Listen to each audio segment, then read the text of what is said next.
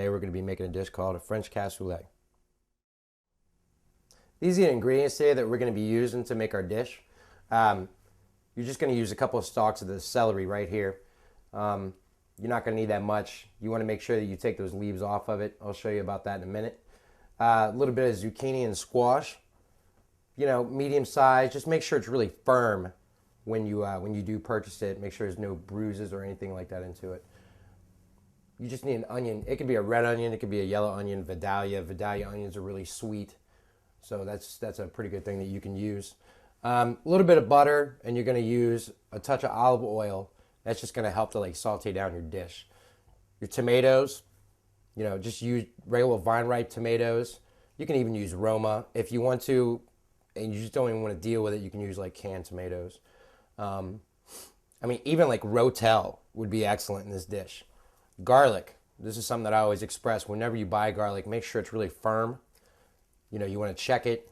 It's not like you have to open it up to find out. Smell it, check it. All your ingredients, you really want to just smell. Make sure that they just smell fresh. There's no weird smell to them or anything. Fennel. We're going to use 1.5 of them in this dish today. They come with this. You can also save these stalks right here. Save them for stock. We got fresh thyme. Make sure, a lot of times when you go to the grocery store and you start looking for thyme, you look through those containers and they're all brown and black and everything. The guys just don't check them as much as they can. So I always get my thyme from the very back of that aisle, that line that they're all sitting at. Some bay leaves, and then the beans.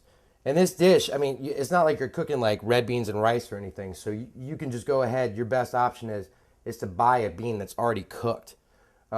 These are just great northern beans. You can get cannellini, pinto. You can use anything you want, whatever you prefer to use. These are basically the ingredients that you will be using today. And to finish it off, we just have a baguette that we're going to slice and put on top of it when the dish is finished. These are the ingredients you're going to have to need.